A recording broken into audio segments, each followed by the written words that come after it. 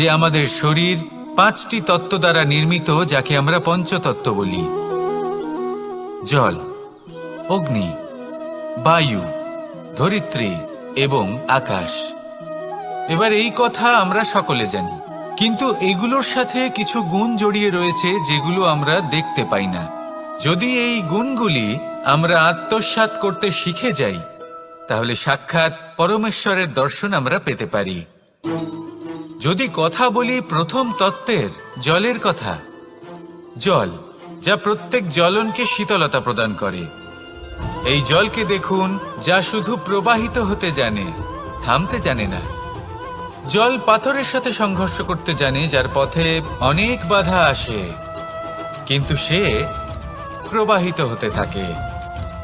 নিরাকার হলো এই জল, যে কোনো পাত্রেই রাখুন না কেন তার আকার ধারণ করে নেবে। এটাই হলো এর